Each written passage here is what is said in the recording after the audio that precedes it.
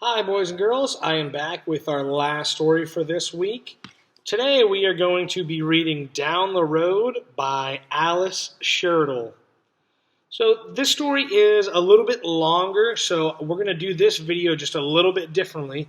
I am going to put up some pictures of the illustrations in the story, and you will hear my voice over the pictures reading this to you. Okay, so you need to make sure that you have your listening ears on for my voice, and please keep your eyes on the picture while we are doing that. All right, so when we are reading this story, I want you to kind of keep in mind how the characters interact with one another in this story. So that means, how do they treat each other in the story? We are going to read about a little girl named Hetty, okay? So in this story, Hetty has been asked to go do something very important. And we're going to find out, when she goes to do this thing, what happens, okay? And how do the other characters feel about what happened to Hetty, okay? And this will make more sense when we start reading, you'll see. So I want you to keep in mind, and we will go ahead and talk about this at the end, okay? This is a pretty long one, so I don't want to talk too much today. So I'm going to go ahead and put a picture of the cover up, and then I will start reading the story. So I hope you enjoy Down the Road today. Hetty lived in a little gray house with a big stone chimney and a screen door that squeaked in a friendly way for comings and goings. In back of the house was a tin roof shed where Papa mended other people's trucks and tractors and cars that weren't running anymore. In front of the house was a dusty road that ran through a field, up over a hill, and out of sight. Sometimes Hetty walked with Mama down the dusty road. Sometimes she walked with Papa. But Hetty had never, ever been allowed down the dusty road all by herself. One afternoon, Mama said, "Mr. Birdie's speckled hens are laying. Wouldn't fresh eggs be nice for tomorrow's breakfast?" She sighed and shook her head.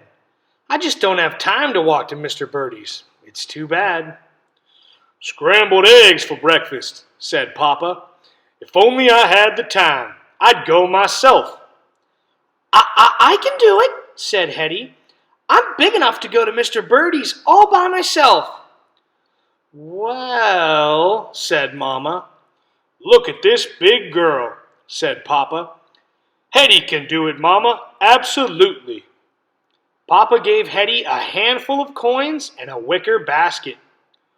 1 dozen eggs," he told her. 12 big beauties. No cracks." "Be sure to say thank you to Mr. Birdie," said Mama. "Come straight home," said Papa. "Don't dilly-dally," said Mama. Bang! Went the screen door, and Hetty was on her way. She marched straight down the dusty road, swinging the basket and jingling the coins in her pocket. This is what it's like to be a grown-up, she thought. You have money in your pocket, and you can go down the road all by yourself. She listened to her shoes going thump, thump, thump, thump, and she made up some walking words to say as she went along. Down the road, 1 and 2. Eggs for breakfast, howdy-do. Eggs for breakfast, clickety-clack. Eggs for breakfast, not a crack. Bump went the basket against Hetty's knee. Bump, bump. When this basket is full of eggs, thought Hetty, I'll walk my smoothest so they won't roll around and break. She practiced walking as if she were skimming across a frozen pond on ice skates. Pretty soon her walk was so smooth that she balanced the wicker basket on her head and climbed all the way to the top of the hill before it fell off. With the basket over her arm, Hetty raced down the other side, her pigtails flying. She felt inside her pocket to make sure the coins were still there. Then she continued down the road, through a meadow, across a stream, past a house or two, down a street, around a corner, up some steps, and into the cool shadows of Mr. Birdie's Emporium and Dry Goods Store. "Well now," said Mr. Birdie, "here's Hetty, all by herself." "Good day, Mr. Birdie," said Hetty, just as Mamma would have said. "I'd like a dozen eggs, please." She slapped the coins down on the counter, just as Papa would have done. 12 big beauties, no cracks." While Mr. Birdie put 12 big brown eggs into the wicker basket, Hetty walked slowly down a cluttered aisle, looking closely at cans and cartons and bolts of fabric, just as if she might decide to buy something else. Before she left, she remembered to say, Thank you, Mr. Birdie." Around the corner went Hetty, down the street, past a house or two, doing her smooth walk and holding the basket carefully so it wouldn't bump against her knees.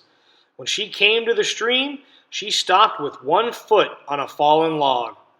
"What if it wobbles?" thought Hetty. "What if this log wobbles me off and I drop the eggs?" She stepped down into the cold water and splashed across the stream, straight across to the other side. No use taking a chance, thought Hetty. Squish, squish went Hetty's wet shoes on the dusty road. Squish, squish, squish, squish, and Hetty said her walking words. "Down the road, 1 and 2, eggs for breakfast, howdy do." Hetty was so busy doing her smooth walk and saying her walking words and admiring the eggs in the basket that she didn't see a rock sticking up in the middle of the road. She walked along, getting closer to the rock with every step. Eggs for breakfast, clickety-clack. Eggs for breakfast, not a... Ouch! Hetty's toe hit the rock and she stumbled forward. She had to hop and jump to keep from falling. Inside the basket, the eggs rattled together with little clinky sounds. "Oh no," said Hetty. She knelt down on the road and took the eggs out of the basket. Scarcely breathing, she examined every one. "Whew, not a crack," she said with a sigh. She wiped each egg off on her shirt and put them all back inside. Then she was on her way again, this time keeping a sharp eye out for obstacles on the road. It seemed like a very long road. The sun was hot, and by the time she reached the meadow, Hetty was tired. But there, in the middle of the meadow, was a big, wild apple tree full of bright red apples, sweet, juicy, crackly, crisp apples. Papa's favorites, Mama's too. Hetty herself was very fond of apples. "Just 3, thought Hetty, and then I'll go straight home." She made her way through the weeds, snagging foxtails in her socks and holding the egg basket carefully in front of her. Hetty picked an apple for Mama. She picked an apple for herself. Now for a big, red, Papa-size apple. She reached up, and the wicker basket tipped just a little bit. She reached higher, and the basket tipped a little more. Splat! Hetty wanted to cry. She wanted to hide.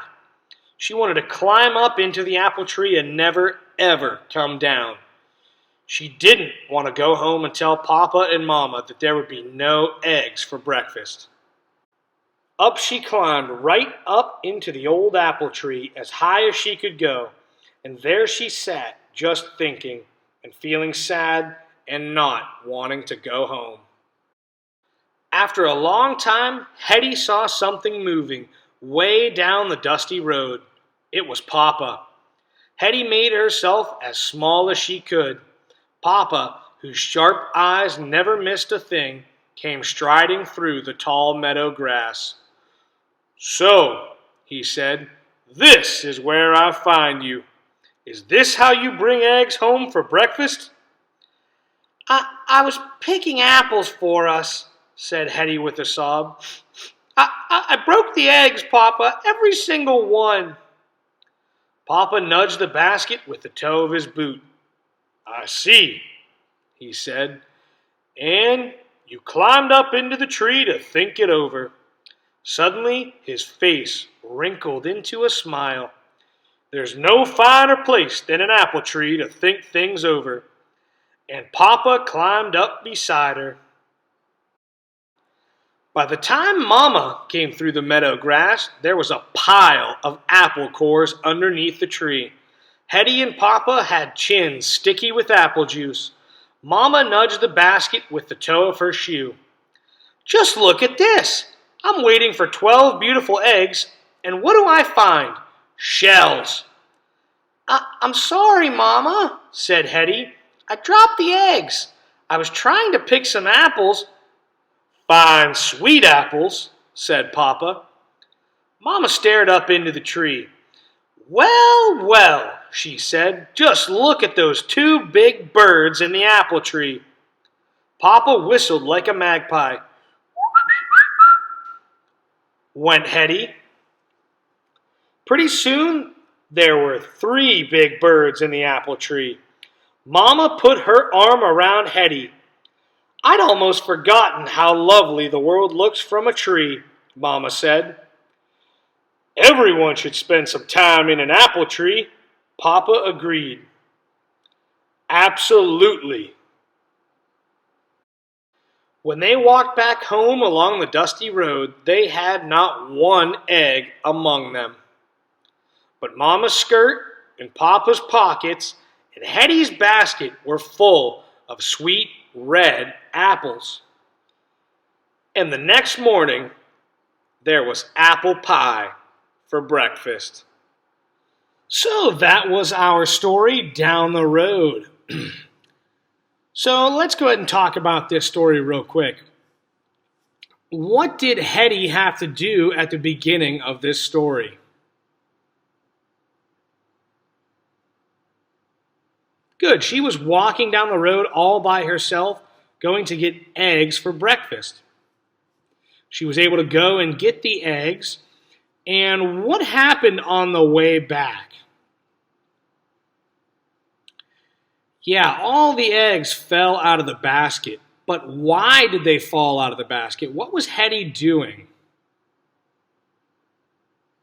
Right, she was trying to pick apples, and she was actually trying to pick apples to do something nice for Mama and Papa because she knew that they really liked apples. And when she was trying to do something nice, she accidentally dropped all of the eggs and broke them.